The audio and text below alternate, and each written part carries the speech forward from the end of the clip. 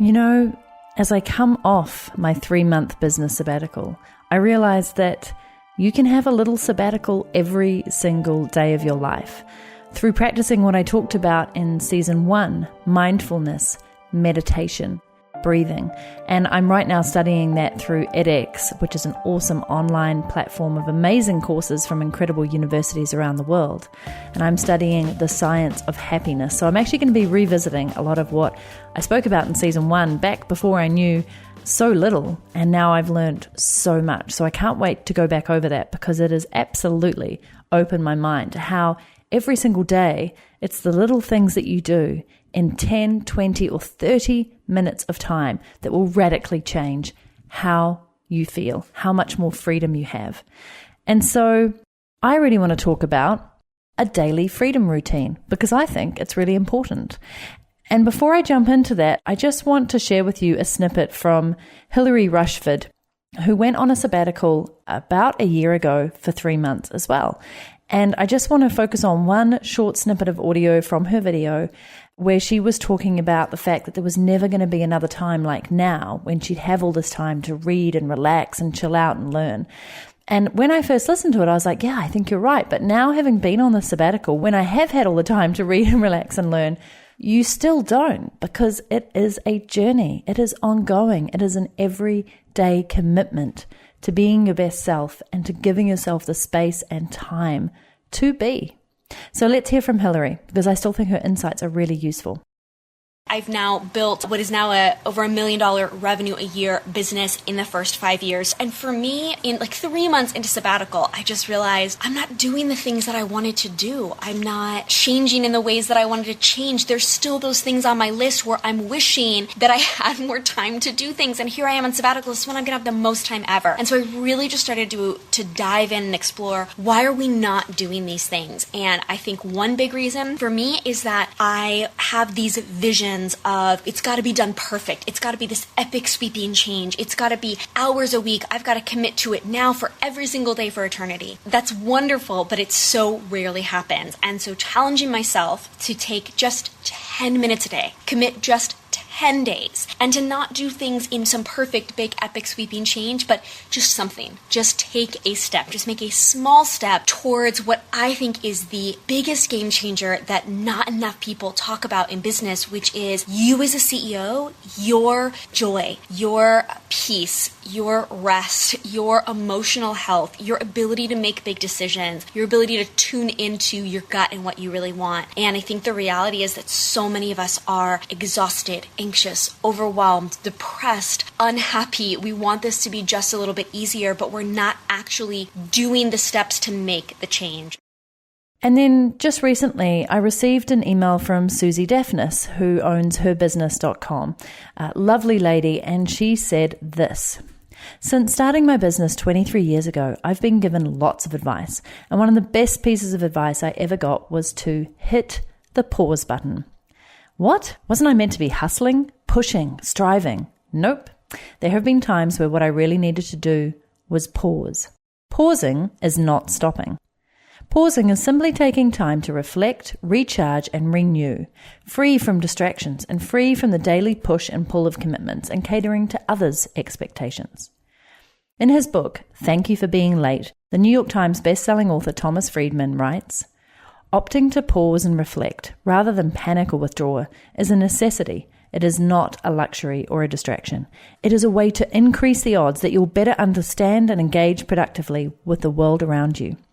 When you press the pause button on a machine, it stops. But when you press the pause button on human beings, they start, argues my friend and teacher Dov Seidman, CEO of LRN, which advises global businesses on ethics and leadership.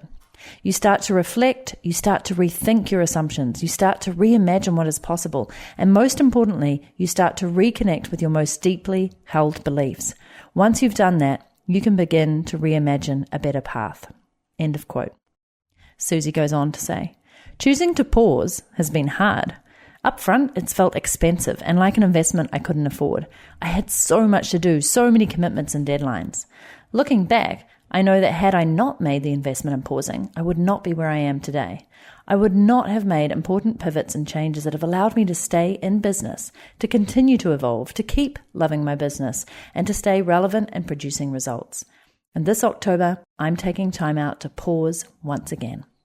So thank you, Susie, for those wonderful, wise words, because that's exactly what I've found on this business sabbatical, where little times businessy things would creep back in, or I'd be tempted to check in on email or how things were going. But when I wasn't, and when I was just being and enjoying and learning, I was back in my creative zone. I have had so many wonderful thoughts and ideas and improvements that I want to make. I have got my mojo back for my business. And I've also got a whole new perspective on it that I just couldn't see before I took a break. I just couldn't, because I wasn't giving myself space to pause and reflect and observe. I also spoke to my friend Colin Wright recently of Exile Lifestyle, who, like me, for so many years has lived out of a suitcase or lived out of his backpack, traveled the world, and every 3 months he lets his community choose where he's going to travel next. And I had emailed him about my Suitcase Entrepreneur book and updating his story in it since it's coming out in September. And it's coming out for the third time, the third edition. Woohoo! Anyway, he told me what he's been up to, and I was really, really blown away, but also super excited for him. Here's what he said. I've been meaning to learn to cook for years, and finally got around to doing that. Have made every meal for almost a year, and I am loving it as a craft. I've also wanted to learn to play the piano and to learn some music production skills to go along with the guitaring and singing I've always done. So that's also been quite rewarding. Beyond that, I wanted to do really, truly boring things, like buy furniture, because I haven't done so since 2009. I haven't owned a car in all that time, and I was curious how I would use such things and live such a life now that I've done so many other things and been so many other places. Getting mail is a novelty, as is having reliable and consistent internet access and electricity. So bizarre how much cultural understanding is dependent on having these things. So many things I could understand intellectually but not really get. I do get them now, though, to some degree. I'm sure you can relate to that. Do anything long enough and it becomes a little bit predictable. And the one thing I kept coming back to that scared me a little was holding still in one place for a bit. Buying my own furniture and owning a car. Weird, but the concept was mildly frightening to me. So, of course, I had to do it. So I just love that people around me are doing what they need to do to pause, to reflect, to recharge, to re-energize, to take these mini sabbaticals from not only their business, but their life, their everyday life. And so for those of you who are listening and you're like, Natalie, I can't take 3 months off. Well, first off, I'd challenge you that you should be able to. It's your life. You get to choose. And I appreciate other things get in the way, and you might have commitments and family and all sorts of things. But instead, today I am offering you up a few doses of daily freedom routines that you can include to have a more simplistic, beautiful day and those little moments to yourself. I got some of my freedomists in my Freedom Plan community to comment and share some of their routines. So now you're going to hear from them. The first is from Fiona Hall. My freedom rituals. In the morning, I journal 3 questions. It just helps me get my mindset really fresh and ready for the day. The first question I ask is, what am I curious about? That's from Elizabeth Gilbert's book, Big Magic. I love that question. It gets my mind into problem-solving mode, and I always come up with something new and exciting for myself. The next question I ask is, how am I feeling? Because if I don't acknowledge how I'm feeling and I'm not feeling that good, and it really impacts on my productivity, on my fun, on my ability to deal with my children first thing in the morning. And then the last question I ask is about a really productivity question. It is, what actions am I going to take today? And because I've asked those first 2 questions, I find the action one is really simple. I've worked through what am I curious about, what am I feeling, and I've processed anything that I need to process and deal with. And I'm ready for the day, and my mind is set how I need it to be. And the other things I do in terms of exercise is I try to schedule in a 30-minute walk 3 to 4 times a week. This next one is from Ricardo Ferreira. I ride the bike everywhere, as you know. I think it's one of the ultimate expressions of freedom. You can go almost anywhere on a bike. You can be fast or take your time, and you're free to stop whenever and wherever you wish. It's on a bike that you start thinking more about enjoying the journey and concerning less about the destination. What about this one from Sif, the vet? Working in my little garden. I love to take a break from the computer and go outside, work in the garden, dig in the dirt, rearrange things, and plant seeds and watch the flowers and the vegetables grow. I really love the feeling of growing some of my own food, which makes me feel extra free. And this is what I do to keep calm every day, because you have to work in the garden every day. Here's Stephanie McWhirt's freedom routine for her inbox. My daily productivity tip or routine would be to use an extension. It's a Chrome extension by Baden called Inbox Pause. And that actually does like it says. It stops messages from coming into your inbox until you unpause your inbox, or unless you have them scheduled to come in at certain times. So I know that at 9 a.m. and 3 p.m. every day, I will get all of my messages that have been sent outside of those times, and I can focus on them for the next 30 minutes or hour. And outside of 9 a.m. and 3 p.m., I am focused on other tasks. So it has really increased my productivity, and I highly recommend it for anyone that is overwhelmed by their inbox. So I hope that you learned a lot from these lovely people who were just offering up simple little tactics related to business and life that they are doing to create more time, space, and freedom. Of course, I have a ton more of my own. I talk a lot about them in the Freedom Plan, so you can go and check that out at thefreedomplan.rocks, because it rocks.